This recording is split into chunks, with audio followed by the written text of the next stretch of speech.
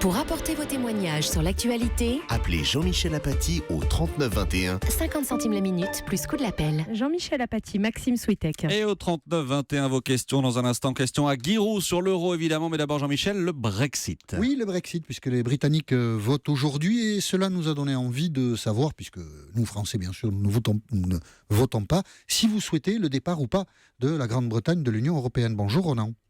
Bonjour Jean-Michel. Vous êtes à Plohermel, dans le Morbihan.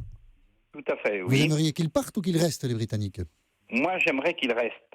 D'accord, pourquoi? J'aimerais qu'il reste pour maintenir un certain équilibre au sein de l'Union européenne, Oui. parce que les Britanniques apportent aussi une touche de liberté et freinent sans doute les ardeurs de la technocratie européenne à vouloir nous mettre des contraintes supplémentaires. Et je pense qu'aujourd'hui, s'il y a un rejet au sein des nations européennes, de l'Union européenne, c'est parce que justement les gens l'aperçoivent comme étant quelque chose qui les embrigade d'une certaine façon. Enfin, c'est peut-être pas le terme le mieux adapté, mais leur apporte de nouvelles contraintes alors qu'ils auraient souhaité que l'Union leur apporte de nouvelles libertés. J'entends votre argument, Ronan, mais il est un peu paradoxal par rapport à ce que l'on peut se dire parfois, peut-être à tort d'ailleurs, mais on dit que justement les Britanniques ont introduit trop de libéralisme dans la construction européenne. Enfin, certains le disent. Oui, enfin moi je le pense pas. D'accord. Moi je le pense pas. Je pense pas que la Commission soit aussi libérale que nous on l'aperçoit en France. D'accord. Je pense au contraire qu'il y a toute une technocratie. Alors elle est renforcée bien sûr par les pays membres quand les directives arrivent dans les pays membres et sont renforcées par les parlements nationaux ou par les gouvernements. Ça, je le conçois.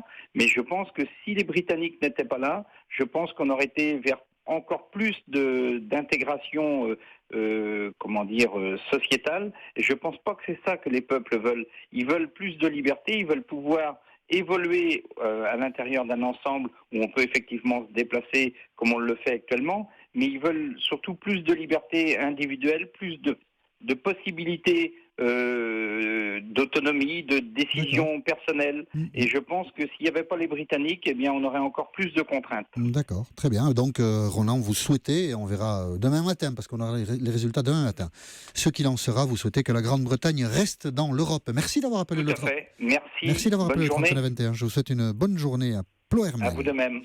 Au revoir. Au revoir. Bonjour Romain. Bonjour Jean-Michel. Vous êtes à Compiègne, dans l'Oise.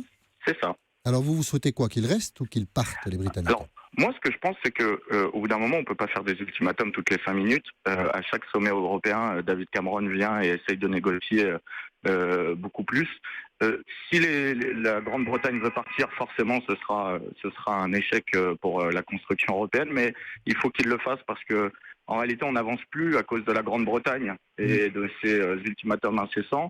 Et je pense qu'on aurait plus à gagner. Alors peut-être pas dans la première ou la deuxième année, mais sur la suite, on aurait plus à gagner avec la sortie de l'Union européenne. Vous pensez que l'Union trouverait une cohésion moins difficilement? Voilà, c'est ça, parce que déjà, moi, ce que je pense à titre personnel, c'est qu'il faut, si on veut avancer plus loin, réduire le nombre de pays de l'Union européenne. On a trop élargi. Oui. Et malheureusement, aujourd'hui, pour trouver une solution, on doit consulter 28 pays. Et trouver un consensus à 28, c'est pas la même chose que trouver un consensus à 12. Ça, c'est difficile, c'est sûr, oui. Oui, vous avez raison, bien sûr. Mais après, imaginez l'hypothèse où d'autres pays partiront, c'est pas la plus probable aujourd'hui. Ce que je pense, c'est que, à part la Grande-Bretagne, tout le monde adore l'Union européenne. Alors, bien sûr, et moi, je suis le premier à le dire, c'est pas l'Europe que je désire. C'est-à-dire que moi, je veux une Europe fédérale qui n'est pas composée de technocrates européens, une Europe plus renforcée, avec une vraie politique de la monnaie. Et aujourd'hui, on en est très très loin parce que on fait face au conservatisme de certains pays, et notamment la France. Ah oui, ça, je pense que la France, effectivement, de votre point de vue, doit faire partie des pays conservateurs, en tout cas tels que vous exprimez les choses, effectivement. Bon, donc, vous, à l'inverse, vous aimeriez que peut-être les Britanniques prennent congé de l'Europe pour que ça aille mieux ensuite dans la construction. Merci, Merci beaucoup, Romain. Merci. Et je vous souhaite une bonne journée à Compiègne. Bonne journée, au revoir. Bonne journée, au revoir. Bonjour Pascal. Bonjour Monsieur Paty. Vous êtes à Poligny, dans le Jura. Tout à fait. Alors, si vous pouviez voter, vous voteriez quoi, vous? Ah ben moi, si je votais, je voterais des deux mains pour la sortie. D'accord, pourquoi? Tout simplement parce que pour un kidam comme moi, je pense que je vois pas l'intérêt vraiment de l'Europe, à part le fait qu'on a une monnaie commune et que, comme je dis en plaisantant, auparavant, et on allait en Italie puis on est obligé d'acheter une brouette de lire. Oui.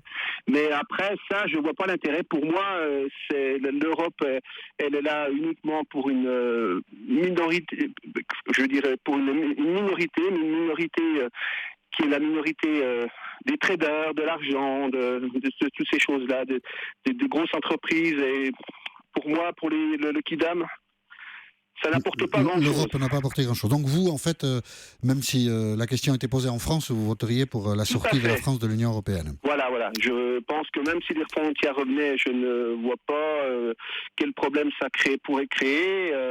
Non, franchement... les traders, moi, je vois que ça va leur servir pour faire des marchés sur les céréales, sur la viande, sur toutes ces choses-là. Mais pour le Kidam, à part les lobbyistes qui vont là-bas et qui poussent pour que leur intérêt soit... Oui, soit entendu et pris en compte. Dans la législation. Je veux dire par là, non, je pense que pour les Anglais, j'ai rien contre les Anglais, mais je pense que dans leur intérêt, et moi je pense que ça peut, c'est d'ailleurs ce qu'ils ont peur, c'est que ça fasse un effet boule de neige et que peut-être après on s'aperçoive, ma foi, et surtout aussi il y a l'euro, moi je trouve que la monnaie, l'euro, on a beau dire que ça n'a rien fait, ça n'a pas augmenté la vie, mais pour moi je reste persuadé que si, voilà. Moi, je me souviens du franc qu'on dévaluait sans arrêt, ce qui n'enrichissait personne non plus. N'enrichissait personne non plus. Et comme je vois qu'on a à peu près le même âge, on doit avoir les mêmes souvenirs. Tout à fait. Allez.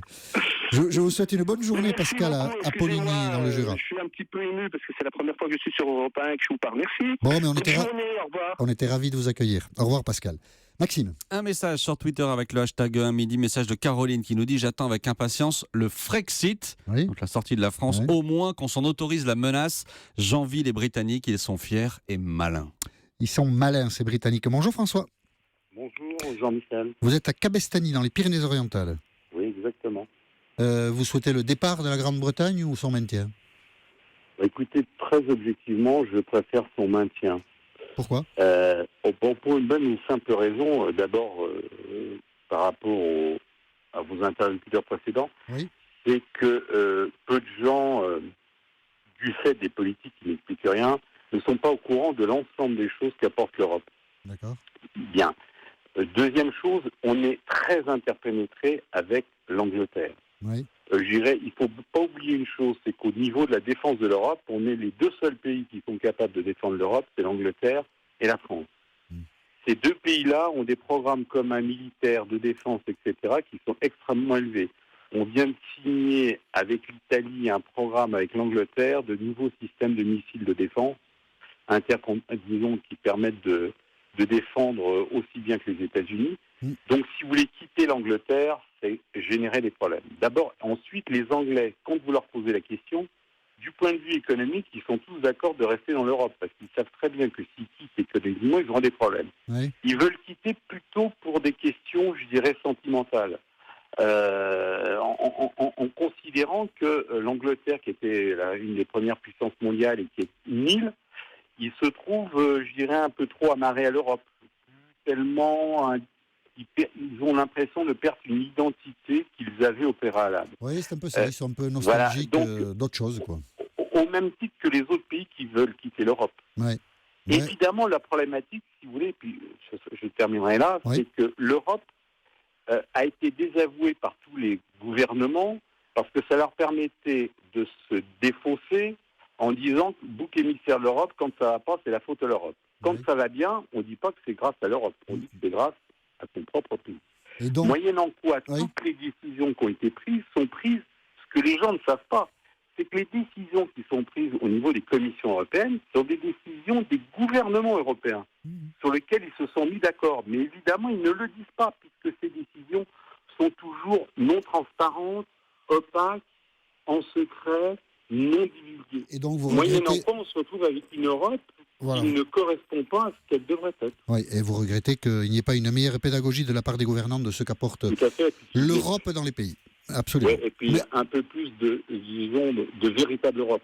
Comme je l'avais déjà exposé précédemment, on n'est pas dans une vraie Europe, on est dans une fausse Europe. Bon, espérons qu'un jour on sera dans la vraie. Merci beaucoup François d'avoir apporté votre contribution à notre débat sur l'antenne d'Europe 1, on le voit. Ici aussi, les avis sont très divisés, certains sont pour, certains sont contre. Résultat, demain matin en Grande-Bretagne. L'Euro 2016, c'est sur Europe 1. L'Euro 2016 et vos questions comme tous les jours à Giroud au 39 21. Vous êtes prêt Giroud à faire face à toutes les questions ? Oui, on va essayer. Vous allez essayer. Alors, on va prendre en ligne Philippe de Limours, qui est Limours, c'est dans l'Essonne. Bonjour Philippe. Bonjour Jean-Michel, bonjour Giroud. Bonjour monsieur. Alors, ça fait plaisir de parler à une légende vivante du football français. Ouais. Bon. Et il vous écoute. Vous parlez de Jean-Michel. La légende vous écoute. Voilà, oui, c'est Jean-Michel, bien entendu. Évidemment. Évidemment. La légende vous écoute, Philippe. Les légendes vous écoutent. Ah je croyais que je devais répondre à une question. Enfin bref. Comme vous voulez, mais si vous avez... Non, mais vous ne devez pas répondre à une question. Vous pensiez que vous deviez poser une question, c'est ça que vous voulez dire. Oui, non, alors la question pour Giroud, c'est simple. Là, je pense que les huitièmes de finale, on remet les compteurs à zéro. Tout ce qu'on a vu avant, il faut l'oublier. Oui. C'est une nouvelle compétition qui commence. La question que j'ai à poser à Giroud, c'est déjà l'écart entre guillemets les petites nations du football et les gros poissons, les favoris, il est très ténu. Et sur un match, c'est le seul sport collectif où une équipe plus faible peut battre une équipe plus forte. Exact. Et ma question plus précise pour Giroud, c'est pourquoi, avec tous les talents qu'il y a dans l'équipe de France et l'excellent sélectionneur qu'on a, pourquoi ils n'arrivent pas à jouer ensemble? Pourquoi il n'y a pas de jeu? Pourquoi on s'ennuie quand même au niveau... bien sûr, il y a les résultats, il y a l'émotion et tout, mais au niveau du jeu, on s'ennuie et on ne montre rien. Giroud. Il semble que, quand même, Didier Deschamps, qui avait commencé à préparer cette équipe au Brésil, a subi un certain nombre d'avatars de sources diverses et qu'il y a beaucoup de joueurs qui étaient prévus, qui constituent une homogénéité qui ne sont pas là, y compris les blessés de dernière minute en défense. Alors il a pris au fur et à mesure, il a même pris Rami qui n'était pas dans les 32, parce qu'il n'y avait aucun arrière central droit dans ces 32. Et il est en train de bâtir une équipe.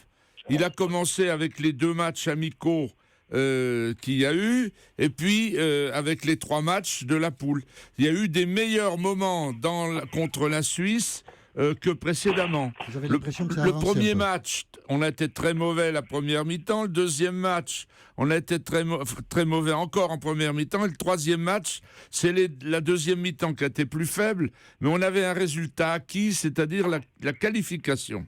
Voilà. Donc on progresse. On progresse et moi j'ai confiance. D'ailleurs, il laisse toujours à peu près la même équipe, sauf le troisième match où il a fait il a fait reposer des joueurs et il n'a pas pris de risque avec les 2 cartons qui étaient en route. Mais enfin, autrement, là, on va sans doute retrouver l'équipe type du début. Et si on a la chance comme ça de continuer, on va s'améliorer. Voilà Philippe, il faut garder espoir. Oui. Si je peux me permettre une petite remarque. Bien sûr. Sur la défense, il a raison. Il y a Rami, etc. Mais sur le milieu de terrain, c'était des joueurs qui étaient prévus. Et c'est au milieu du terrain que ça pêche. Non. Contre la Suisse, par exemple, on avait l'impression d'assister à un match de la première ligue anglaise. C'est-à-dire que ça sautait le milieu de terrain. Alors on va me dire le terrain était pas bon, etc. Il y avait des fourbons, la pelouse était mauvaise.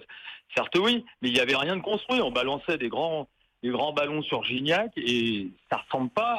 Il n'y a pas d'identité dans le jeu de l'équipe de France. Et Gignac les attrapait pas les ballons. Giroud. Oui, c'est vrai, mais bon, il y a quand même un nouveau, c'est le petit Kanté qui a été découvert au cours du championnat d'Angleterre de cette année.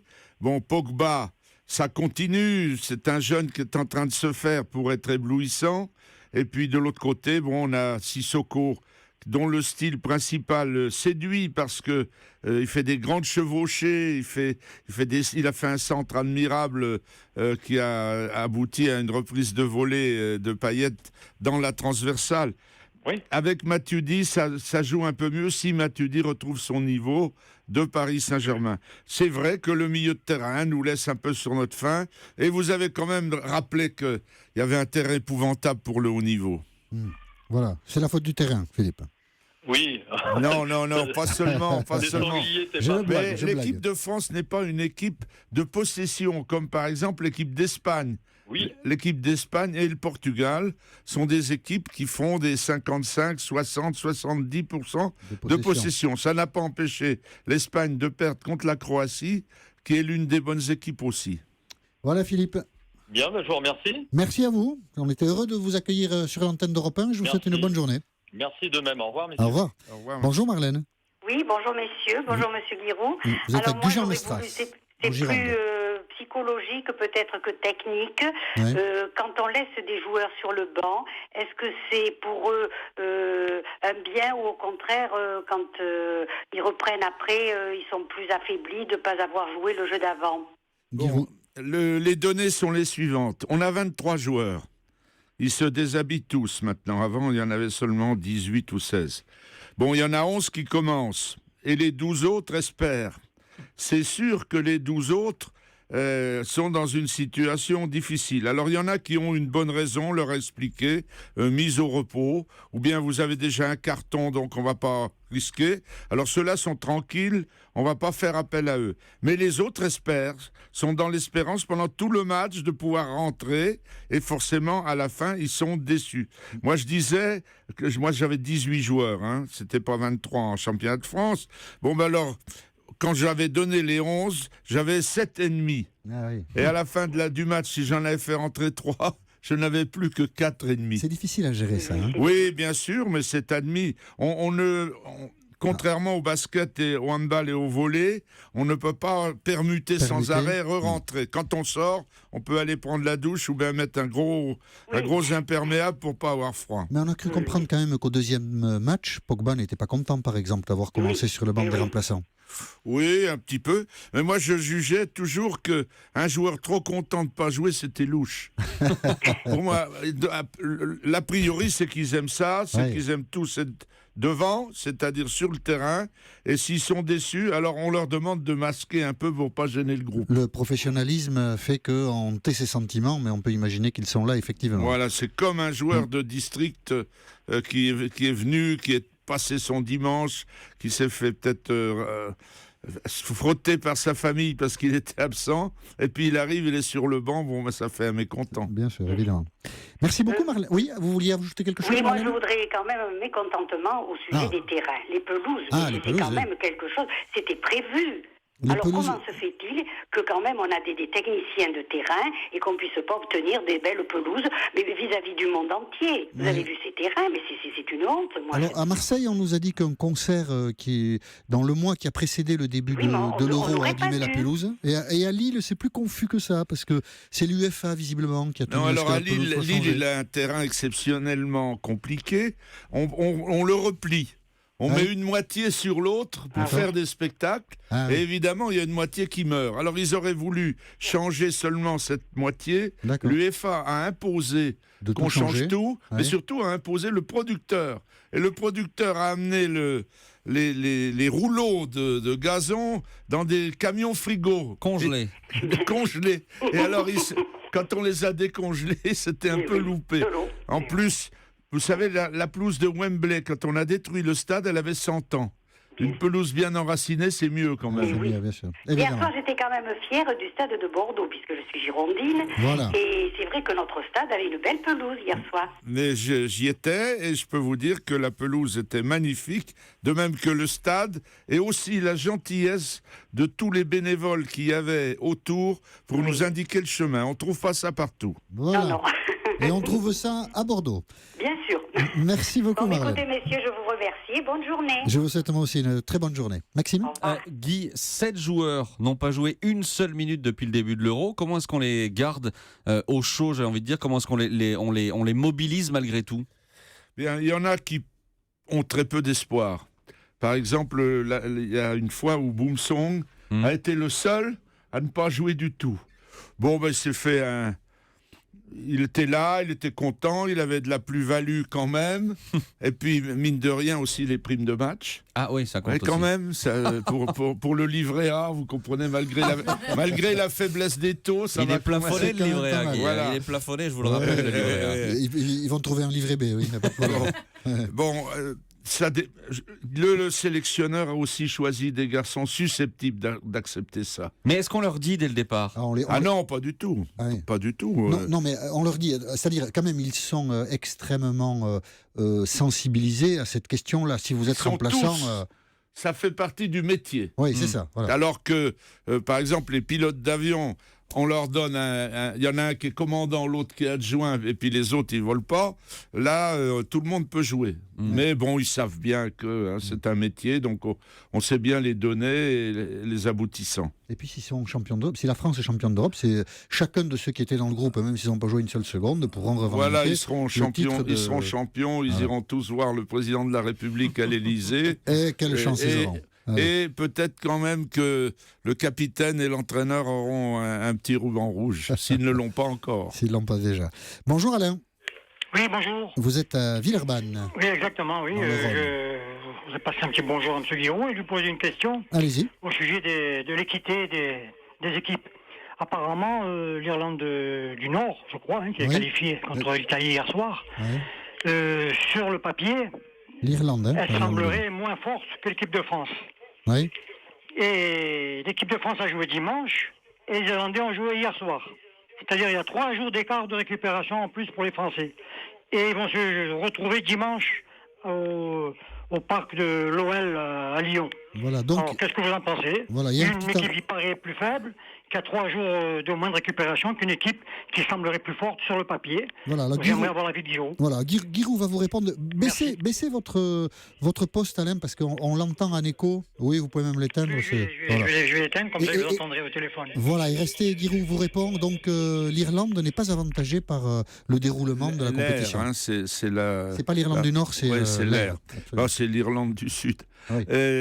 C'est obligé.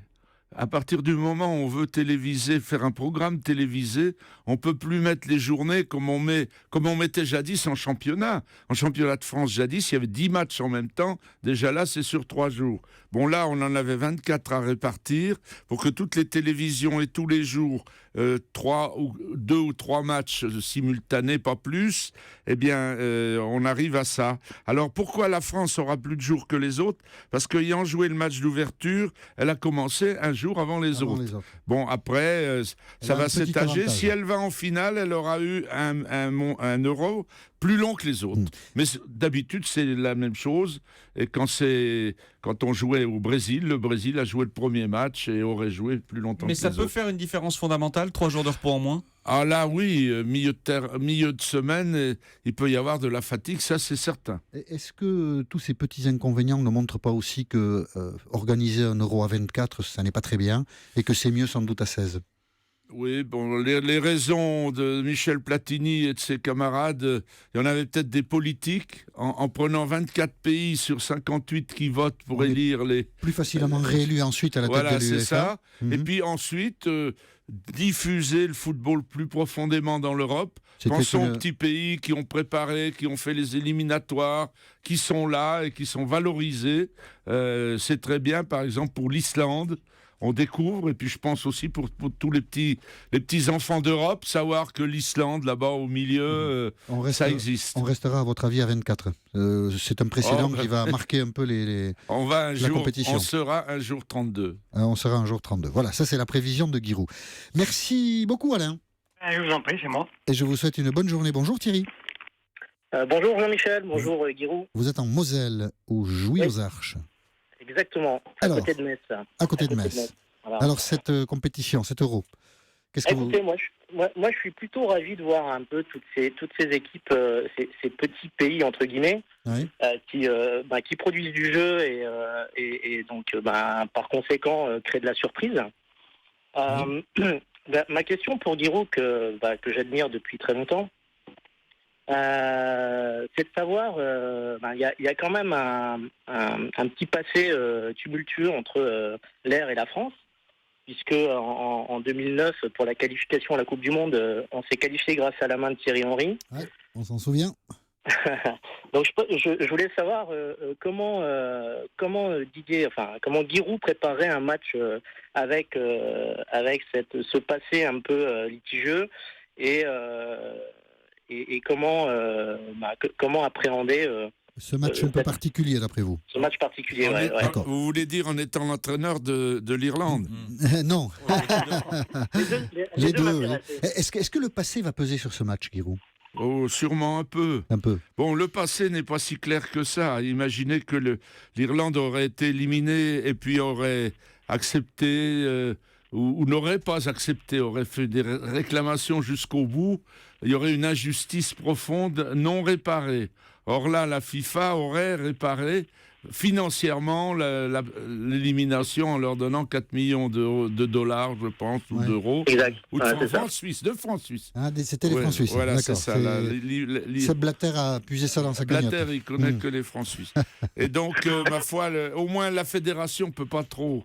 Mais enfin, si j'étais l'entraîneur quand même, je passerais quelquefois l'image de Thierry Henry. Ah, vous pensez qu'on peut utiliser ça pour motiver les joueurs oui, ça, quand je Il y a jouais, une petite vengeance à prendre pour quand l'Irlande. je jouais à un grand club du sud de la France, qui à ce moment-là bénéficiait de longs avantages d'arbitres, je peux vous dire que je notais les noms des arbitres dans un cahier, et quand ils venaient à Auxerre, je leur montrais le cahier.